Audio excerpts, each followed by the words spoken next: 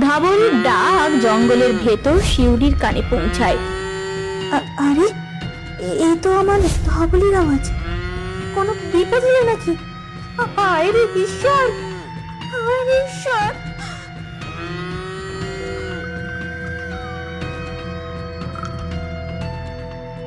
চল ধবলি, আজ তোকে নিয়ে কদমতলার মাঠের দিকে যাই। ওখানে অনেক কচি কচি নরম ঘাস আছে, তুই মন ভরে খাস, কেমন?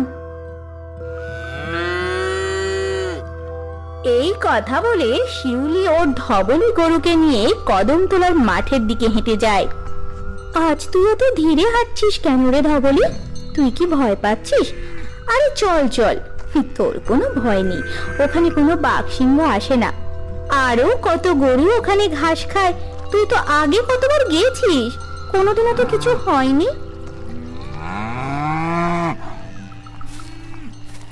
কি বৌদি, সকাল সকাল গরুটাকে নিয়ে জঙ্গলের দিকে কোথায় যাচ্ছ? এই তো কদমতলার মাঠের দিকে যাচ্ছে রমেন ঠাকুরপো। তোমার দাদা জঙ্গলে মধু পাড়তে গেছে, 3 দিন হয়ে গেল। ধবলি শুকনো খড় মোটেই খেতে চাইছে না, তাই ভাবলাম ওই মাঠের ওই দিকটায় ওকে নিয়ে কচি ঘাস খাইয়ে আসি, আর কটা শুকনো কাঠও কেটে নিয়ে আসবো। হ্যাঁ, কদমতলার মাঠের দিকে? সে কি গো? কেন ঠাকুরপো, কি হলো?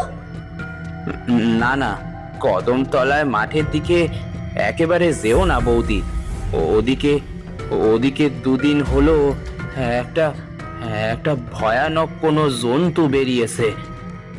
ভয়ঙ্কর জন্তু? সেটা কি গো, বাঘ? না গো বৌদি, বাঘ নয়, বাঘ নয়, অন্য কিছু, যাকে যাকে বাঘেও ভয় পায়। ও মা, সে কি কথা গো ঠাকুরপো, বাঘে ভয় পায় এমন কোনো জন্তু আবার হয় নাকি? সেইটাই তো ভয়ের গো বৌদি। যাও, ফিরে যাও, ওদিকে যাওয়া এখন সুবিধের হবে না। আমি আমি আসি এখন, কেমন? শুনলি তো ধবলি, রমেন ঠাকুরপো কি বলে গেল? কদমতলার মাঠের দিকে গিয়ে কোনো কাজ নেই, ঘরে ফিরে চাই, চল।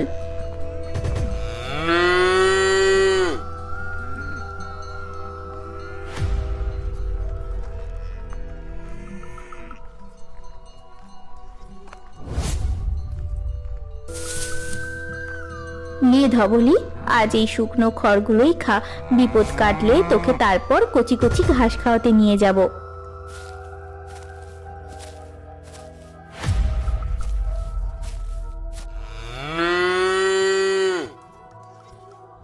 কিন্তু ধবলি কিছুই মুখে তোলে না, খালি হাম্বা হাম্বা করে ডাকতে থাকে।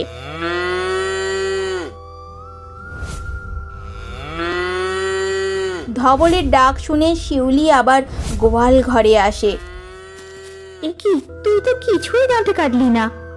না, এইভাবে চললে ধবলি আমাদের না খেয়ে অসুস্থ হয়ে পড়বে।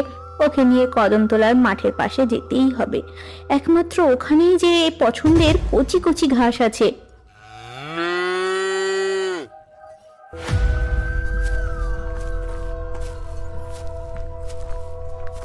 এই তো, এই তো সেই কদমতলার মাঠ, দেখ ধবলি কত কচি কচি ঘাস এখানে। এই তো, ওখানে একটা লাল গরুও খাচ্ছে। তোকে ওখানে বেঁধে আমি কয়েকটা শুকনো কাঠ পাতা খুঁজে নিয়ে আসি, কেমন? এই বলে ধবলিকে বেঁধে শিউলি কাঠ পাতা খুঁজে আনতে জঙ্গলের ভেতরে যায়। এমন সময় একটা গরু চোর সেখানে আসে। এই তো, কি নধর মতা সেটা একটা গাই গরু পাইছি, আশেপাশে কেউ নাই, এর মালিক মনে হয় জঙ্গলে কাঠ কুড়োতে গেছে, এই সুযোগে এটা নিয়ে পলাই। এই বলে সেই চোরটা ধবলির বাঁধা দড়িটা খুলতে যাবে, অমনি একটা লাল টকটকে হায়না বিশ্রী হাসি হাসতে হাসতে এগিয়ে এলো সেই দিকে। হে না না, এটা কি? এগোস না, দাদা দাদা এগোস না, এগোস না, কি করি, কি করি? চোরটার কথা শেষ হতে না হতেই সেই বিশাল বড় লাল হায়নাটা গরুগুলোর দিকে একবার ঘাড় ঘুরিয়ে দেখে। বিরাট একটা হাঁ করে চোখটাকে টানতে টানতে গভীর জঙ্গলে নিয়ে চলে যায়। ওরে বাবা রে, কে ফেললো রে আমারে? বাঁচাও বাঁচাও, কি আছিস? বাঁচাও বাঁচাও, কি আছো? বাঁচাও।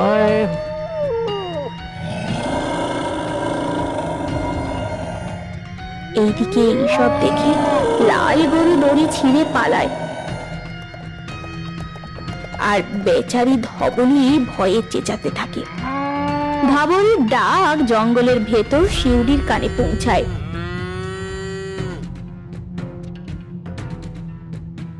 আরে এই তো আমার ধবলির আওয়াজ। কোনো বিপদ হলো নাকি? হায় রে ঈশ্বর, হায় রে ঈশ্বর! শিউলি কাঠ পাতা সব ফেলে রেখে দৌড়ায় কদমতলার মাঠের দিকে। হাঁপাতে হাঁপাতে শিউলি শেষমেশ ধবলির কাছে পৌঁছায়। এমন সময় সেই চোরটা চিৎকার আর লাল হায়নার হাসিও ওর কানে আসে।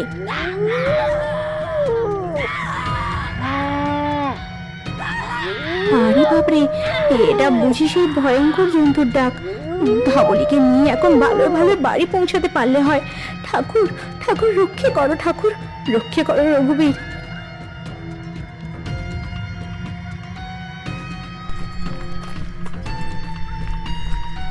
ধবলিকে নিয়ে কোনো মতে বাড়ি পৌঁছায় শিউলি।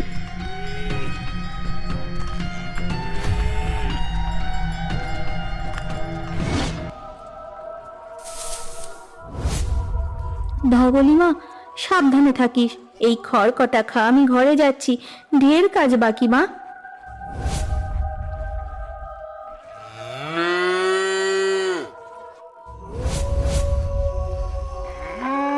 কি হয়েছে বউ? আজ তোমায় এত উদ্বিগ্ন দেখাচ্ছে কেন? আর বলোহি, আজ কি হয়েছে শুনো। শিউলির সব ঘটনা তার বর নরেশকে বলে। ঠিক আছে বউ, তোমার কোনো চিন্তা নেই। কালকেই আমি গোয়াল ঘরের চারিদিকে বেড়া বেঁধে দেব। রাত তখন গভীর, সবাই ঘুমোচ্ছে। হঠাৎ বিশ্রী হাসতে হাসতে সেই লাল হায়না শিউলিদের গোয়াল ঘরের সামনে এসে উপস্থিত হয়।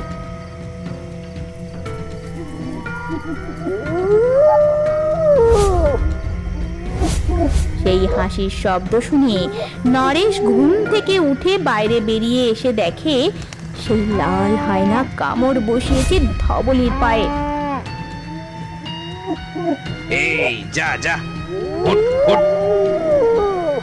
ওগো, আমাদের ধবলি যে হায়নার পেটে চলে যাবে। তুমি কি দাঁড়িয়ে দাঁড়িয়ে দেখবে? কিছু তো একটা করো। এই শুনে নরেশ হাতের হারকিনটা ছুঁড়ে মারে ওই লাল হায়নাকে লক্ষ্য করে।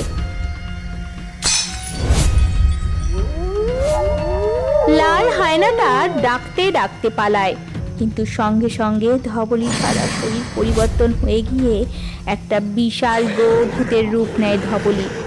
নরেশ আর শিউলি কিছু বুঝে ওঠার আগেই ধবলি গো-ভূত বিশাল চিৎকার করে এক ঝটকায় দড়ি ছিঁড়ে সেই লাল হায়নাটাকে ধরতে ছুটে যায় জঙ্গলের পথে। এ আমার ধবলির এ কি হলো গো? এ কি হলো? পরের দিন সকালে নরেশ আর কিছু গ্রামবাসী জঙ্গলের ধারে সেই লাল হায়নার দেহ খুঁজে পায়, কিন্তু ধবলি গো-ভূতের আর কোনো খোঁজ পাওয়া যায় না কোথাও। বন্ধুরা, কিন্তু এরপর ধবলির কি হলো তা জানতে চোখ রাখো এর পরবর্তী পর্বে।